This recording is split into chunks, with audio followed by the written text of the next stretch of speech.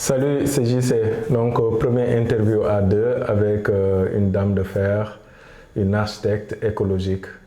Et voilà, elle m'a fait l'honneur de me recevoir quelque part dans une résidence où on va parler de construction écologique, on va parler de digitalisation et peut-être même qu'on va parler un peu d'IA. Allez, à tout de suite.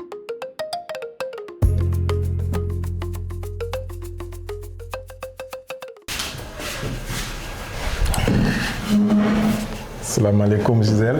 Alaikum salam. Ça va? Ça fait un bail? Très longtemps. Super. Alors, merci d'abord de me recevoir ici. D'abord, qui es-tu? Moi, j'ai parlé d'une dame de fer. Voilà, peut-être que les gens vont penser que j'extrapole. Tu es qui? Bon, Gisèle, c'est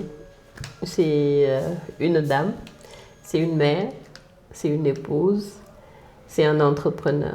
C'est une fille qui a été formée au Collège universitaire d'architecture de Dakar et qui a intégré l'université Iba Der Thiam de Thiès, d'ailleurs où j'ai eu mon master et major de ma promotion. Ah, voilà. Et, Bien dame de fer.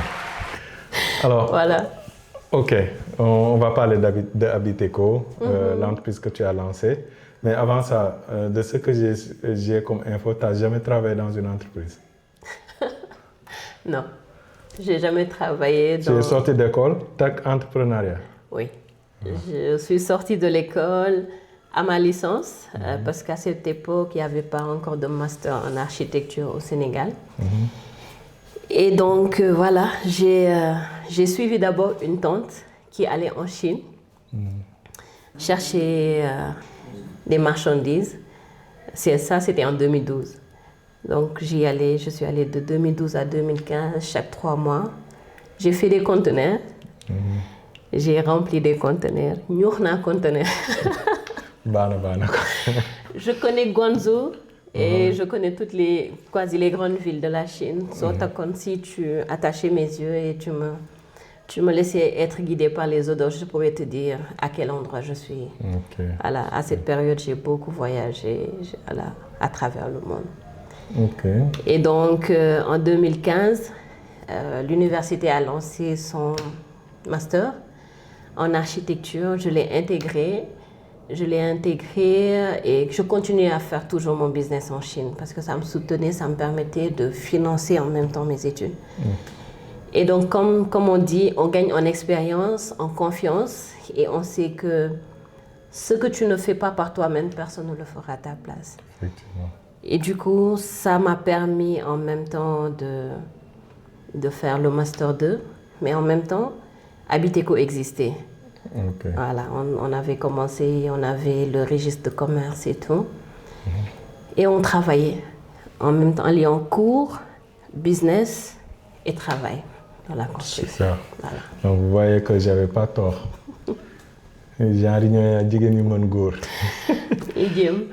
Ok, et pourquoi le choix de l'écologie? Parce que j'ai vu que tu as décidé de t'orienter vers la construction écologique. Pourquoi? Pourquoi? Parce que je suis quelqu'un qui est beaucoup guidé par le confort. J'adhère moins à un projet ou à un concept quand je ne ressens pas le confort dès la conception. Et les matériaux écologiques sont des matériaux comme la terre, qui nous mènent direct à notre objectif. Il n'y a pas de calcul ou bien c'est la terre, elle a une faible inertie, donc elle donne du confort. Et maintenant, il y avait un challenge parce que sur le plan conceptuel, c'était possible. Mais quand on descend sur le terrain, on n'avait pas d'ouvriers à cette époque qui étaient en mesure de nous donner ce que nous on concevait. Et là, il y avait cette nécessité de descendre sur le terrain. Et c'est par là que j'ai adopté la construction. Et Habiteco est devenue une entreprise de construction, de promotion immobilière. Et aujourd'hui, on va dire que ça fait 14 ans que nous sommes là. Machallah. Voilà, c'est ça. Il y en a 100 ans. Amen. Ok, je me rappelle, il y a 5 ans, tu m'avais invité dans un chantier, dans un village qui était très loin, il faisait hyper chaud là-bas. C'était où même encore? Ngaskop. Ngaskop. C'était à Diourbel, c'est ça? Oui, c'est à, on va dire, 7 km de Bombay. Wow. Donc, c'est à Bombay, dans un Et village. on avait visité un chantier. C'était la première fois que je vois un chantier écologique. Et c'était impressionnant. Surtout le test que tu m'avais fait faire avec les températures de part et d'autre du mur. Et où j'ai compris que c'était vraiment... On était quoi, à 24 degrés à l'intérieur du bâtiment alors qu'il faisait 45 à l'extérieur. Effectivement, sur le même pan de mur. Après, il y a eu l'inauguration où tu m'avais invité. Oui, aussi. Aussi avec, je pense que c'était... Qui l'avait financé? C'était quoi là? Hand for Africa, c'était un organisme suisse. Suisse. Voilà, c'était une maternité en fait. Une maternité, voilà. Ah oui, c'est vrai. Et puis c'était financé, je pense qu'il y avait des autorités, il y avait le préfet qui était venu, le maire de la ville, il y avait l'ambassadeur de quelle ambassade? De la Suisse. De la Suisse. Oui, c'était un grand événement. Et effectivement, ce projet-là, on avait une belle inauguration où tu étais là. C'était bizarrement, ça passe vite, hein? C'était 5 ans, il y a 5 ans. Oui, et de par ce projet, comme tout projet, déjà c'était notre plus grand projet qu'on venait depuis le commencement. On en a eu des inaugurations. Dieu a fait que tous les projets qu'on a eus, c'était des inaugurations. Voilà. Donc, qu'est-ce qui a habité qu'on ne travaille pas avec des particuliers, habité qu'on travaille qu'avec des organismes? Non, c'est pas ça. On va dire que... Donc, vous pouvez commander votre village chez Habiteco, même s'il y a des organismes qui commandent. On va dire que c'est le destin d'Habiteco. Okay, il y a eu beaucoup d'institutions, d'organismes qui sont venus vers. On va dire 98% de nos travaux, ce sont des institutions. Ah, d'accord. Et maintenant, Habiteco s'ouvre de par la fabrique de briques à la construction et avec le... On va en venir. Voilà, exactement. Alors, on avait travaillé ensemble quand on a quitté ce projet-là. Oui. C'était quoi la problématique à l'époque? Oui, il fallait qu'on évalue un peu parce que c'était un grand projet. On y est parti, voilà. On a pris le projet en pleine main sur l'aspect technique, mais il y avait beaucoup d'autres facteurs qu'il fallait gérer. Les relations clientèle, le retour après chantier dans les équipes déjà. La responsabilité de chacun, réorganiser parce que voilà, les besoins arrivaient à un moment où chaque poste devait avoir un responsable. Donc il fallait pas tout focaliser sur une seule personne. Okay. Et je me rappelle, on avait fait un atelier où on avait convié même les maçons qui étaient choqués de devoir participer à un atelier. On posait des questions, c'était bizarre pour eux, mais c'était important de faire un bilan et surtout d'avoir le feedback de tous qui ont travaillé sur le chantier parce que d'habitude dans les entreprises, on ne les implique pas. Oui. Et je pense qu'il y avait un qui avait fait ce témoignage-là qui dit que c'était la première fois qu'on l'implique dans ce genre de choses-là, qu'ils se sentent membres à part entière de l'entreprise. Alors que d'habitude, ils ne sont pas impliqués, ils viennent, ils exécutent, ils s'en vont, ils ne font pas partie de la réflexion et tout. Et je pense qu'à l'époque, on avait discuté de tout ce qui est organisation, des procédures et on en avait mis en place quelques-unes. Et depuis là, qu'est-ce que ça a donné? Ça a facilité déjà la manière de travailler. Chacun pouvait déceler au début du projet quelle était sa responsabilité. Et ça, sur le plan gestion, ça s'est reflété aussitôt. Tout ce qui est bien quand tu le fais, ça ne peut que porter du bon fruit. Parce que d'autres projets s'en sont suivis. Nous avons aménagé les jardins de la cathédrale. On a eu la construction de la grotte. D'ailleurs, c'est au moment de l'inauguration de la grotte qu'on a eu sur le chantier un deuxième projet. Voilà, et donc ça, je pense qu'une entreprise qui est bien organisée, forcément peut percer. Et ça a ouvert une autre facette, une nouvelle page pour Habiteco. Comme on dit en Wolof, dafa deugal Habiteco ci lu mu doon def. Vu qu'il y a la partie technique, mais aussi il y a la partie marketing, management interne. Qui n'était pas intégrée. Pas forcément. Maintenant, je vois que tu fais beaucoup de vidéos, tu communiques, tu fais la promotion de la brique de terre. Oui. Et tout ça là. Parce que quoi? Parce que les gens ne connaissent pas ce type. Oui, les gens connaissent maintenant, mais je dis, je vais faire beaucoup de vidéos parce que à force de fréquenter JC No Limites, il y a quoi dire. Ouais, Voilà, c'est ils vrai vont... que c'est vrai que Yako Dia derrière la caméra, c'est lui qui Voilà. fait. En tout cas, moi de mes vidéos et c'est lui qui t'accompagne C'est aussi. la communication Oui, d'Abiteco. machallah. Donc, da ngay dem ba mujj gi sax montage, tu sais quel angle prendre, avec, si tu dois parler avec la caméra et tout. Super. Et donc, voilà. Et c'est important. C'est important parce que au début, tu peux avoir peur de communiquer. Mais si tu ne communiques pas, les gens ne savent pas. Et ce pourquoi tu t'es levé pour combattre cela, ça n'a plus de sens. Donc, tu es obligé de parler aux gens, de leur dire et de leur expliquer. Et aujourd'hui, je me rends compte qu'on n'a plus besoin d'expliquer la brique de terre et ses propriétés. Avant-hier, j'étais dans un chantier à Kermoussa qu'on avait commencé il y a 1 an, mais j'ai vu il y a au moins, à moins de 50 mètres, il y a 3 maisons en brique de terre autour de nous. Oui, c'est vrai que j'en vois même l'université chez Anta Diop, les nouveaux bâtiments sont en brique de terre. Voilà. Effectivement, les gens vraiment connaissent les bienfaits. Et pour en revenir avec l'accompagnement de JC No Limites, voilà, nos limites, de les pouces, nos limites. Non, je ne fais pas, mais je fais quand même. Parce qu'on atteint nos limites, mais au moins, voilà, après, quelques années après, on a remporté un prix. J'étais présent et les photos sont là, n'est-ce pas? Un prix où j'étais convié VIP, voilà, sans costume. exactement. On était où ça? Au Méridien. Bon, ça s'appelle King Fat. Le King Fat, voilà, c'est ça, ex-Méridien. Non, lolo diarna nan ataaya. Avec les commandes. Voilà, et de ce fait, voilà. Et on a remporté cela par la même occasion, voilà. On a pu... Merci beaucoup. Ok. Maman Hélène. Oui. C'est très bon. Attends, ni lañ koy naan goût. Donc ce prix-là, c'était quel prix? C'était le prix Alun Ardosso.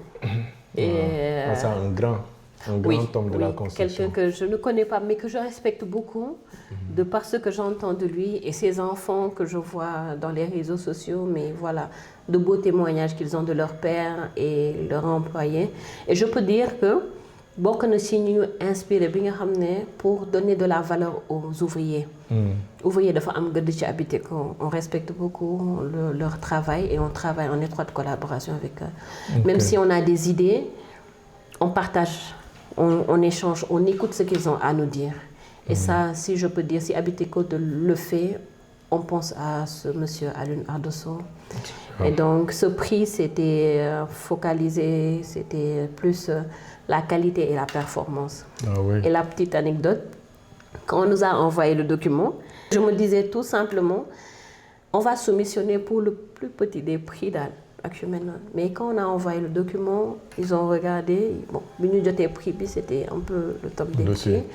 Voilà, wow, ok, on rend grâce à Dieu, Santiago. Et ça nous a juste confirmé que rester dans la qualité, être dans la résilience, parce qu'il y a beaucoup de résilience derrière. C'est très dur. Oui, bien sûr. Voilà. J'ai été dans des chantiers. C'est pas évident. Voilà, parfois, le niveau de formation, il faut accompagner, il faut former. Voilà. Il faut être patient. Il le faut. Et il faut beaucoup communiquer, surtout en interne. Beaucoup. Et après, voilà, quand tout le monde coopère, quand tout le monde comprend, ça va plus vite. Et le client est satisfait. Après avoir fait ça, il y a les distinctions qui ont suivi. Abiteco commence à s'ouvrir aux particuliers parce que tu avais beaucoup de projets qui étaient demandés par des institutions. Quelles sont tes ambitions aujourd'hui pour Abiteco? Aujourd'hui, l'ambition est de... Bon, on va pas... Parce que on a commencé à le faire, c'est l'unité de fabrication de briques. On a commencé... Je me rappelle, durant les chantiers, parfois tu avais des fournisseurs qui avaient du mal à te fournir la qualité. Tu étais super exigeante en qualité et c'était difficile d'avoir des fournisseurs. Oui. Donc finalement, tu es allé dans la production pour assurer toi la qualité de tes bâtiments. Oui, pour garantir. Parce que j'ai des clients qui sont très exigeants en matière de qualité.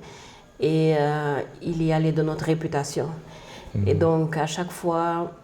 Dépendre de quelqu'un qui ne te donne pas forcément ce dont tu as besoin et qui te ralentit, tu perds du temps. C'était quelque chose que Abiteco ne pouvait pas prendre. Et trouvons un artisan qui a pu réaliser cette machine. Et ce que Dieu fait est bon parce que Au moment où on a expérimenté, on était découragé, à la limite, on dit bon, ça suffit. Un oncle est venu et a dit bon, j'ai une machine que je veux t'offrir. Et tonton Mansour, merci. Merci beaucoup. Voilà. Et Donc ça te il nous a fait quoi? offert. Ça a augmenté la capacité? Oui, ça a augmenté la capacité, ça a concrétisé déjà le rêve de faire la brique déjà. Ok. Après, une fois que la brique est faite, maintenant, il faut aller en performance dans la production et dans la qualité toujours. Parfait. Voilà. Et aujourd'hui, tu produis pour tes chantiers ou bien tu produis aussi pour tout le monde? Pour la première unité de production, je produis pour mes chantiers. Mais nous sommes en train de préparer une deuxième unité de production dans un espace plus grand. Ça, cette unité de production sera pour la vente, pour tous ceux qui désirent avoir une brique, construire, voilà. Même si Habiteco ne construit pas pour Si eux. tu en as besoin, tu viens, tu achètes. Voilà, on te vend. Machallah, super. Et où est-ce que tu vois Habiteco les prochaines années? Dans les prochaines années, bon, je dirais déjà, Habiteco veut, dans un premier temps, lancer une cité écologique. Ça a toujours été le rêve. Parce que Habiteco signifie habitat économique et écologique.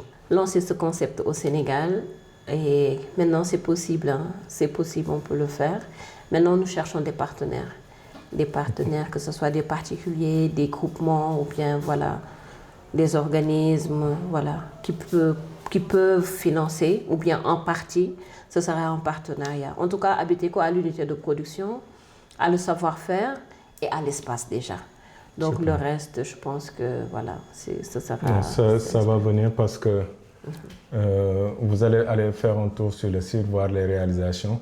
Et moi, les réalisations que j'ai vues sur le site, c'est 1% de ce que tu fais. Qu'est-ce qu'il y a? C'est qu'il y a de la confidentialité sur certains projets ou bien? Oui, oui. On ne communique pas sur tout et il y a la confidentialité des... Parce qu'il y en a qui n'aiment pas qu'on mette leur maison sur Internet, des choses comme ça, ou leurs projets. Oui, mais en même temps, on ne les force pas, tout simplement. Et parfois, on se ressent que celui-ci a besoin, il veut, nous on communique. Mais néanmoins, on préserve l'identité de nos clients, on préserve leurs projets. Et quand ils veulent qu'on communique, on le fera. Et là. Voilà, et d'ailleurs, Habiteco ambitionne d'intégrer l'IA. On a déjà commencé, mais voilà, Ça, c'est super ambitieux, ça. Oui, parce qu'on s'est rendu compte que ça nous permet de gagner du temps, déjà, en termes de satisfaction, en termes de communication, on va dire, avec nos clients. Et je sais que nos limites est très calées en IA. Oui, je pense qu'on peut faire des choses, parce que je pense que les problématiques que tu as en général, c'est maîtriser les fournisseurs, les délais, les marchés des prix, des matériaux, que les clients ont du mal à accepter quand les prix augmentent. Ils pensent que c'est toi qui augmente en cours. Et la maîtrise des délais de livraison, ça c'est des problématiques bâtiments qu'on a. Je pense que l'IA peut faire des choses. Bon, ça veut dire que gars yi amaan naa liggéey de. waaw am na liggéey ba ci kanam. Ah, nag je touche pas de l'argent, elle va me payer en maison. waaw moom nag daa ambitieux, moom bëggul xobet. Elle me paye en maison. day bëgg ñu tabaxal ko mais moom foofu ci la bokk. J'ai pas de terrain, j'ai pas de kii. Elle me donne le terrain, elle construit, après moi j'accompagne. Et waaw bon ba tey yàlla mën na lépp. Voilà. En tout cas, merci beaucoup. Merci de m'avoir reçu. Merci de m'avoir permis de voir que tout ce qu'on a fait a porté des fruits. Et en tout cas, moi, je souhaite que Habiteco soit la référence en construction écologique et en production de briques de terre. En tout cas, moi, j'ai été chez toi et j'ai vu que c'est différent. C'est vrai. Et c'est différent. L'intérieur, quand tu rentres, tu as l'impression que c'est climatisé alors qu'il n'y a pas de clim. Mais c'est une réalité, ces constructions-là. En plus que ça vient de nos ancêtres. Oui, effectivement. Les négouniaks dont on parle dans les villages en argile, c'est exactement la même chose que tu prends et tu modernises. Oui, effectivement. Donc c'est un retour aux sources. Effectivement. En tout cas, si vous avez un projet de construction, si vous avez des personnes que vous connaissez qui ambitionnent de construire, ou bien si vous avez une entreprise qui veut construire des locaux qui sortent de l'ordinaire, il y a Habiteco, elle vous fera une architecture de ouf et une construction, elle produit même les briques. Donc, ce qui veut dire que ça va garantir la qualité end-to-end. Alors, c'était mon premier numéro avec Gisèle. J'espère que vous allez apprécier. Faites-moi un feedback. Et si vous avez envie qu'on parle de ce que vous faites, n'hésitez pas à m'écrire, contactez-moi. Je suis là, on va échanger, on va discuter de tout ce que vous faites et on va le partager au monde. Allez, salut. Ciao. Et on se dit à très bientôt. Merci, JC Nolimi. Bon, ciao.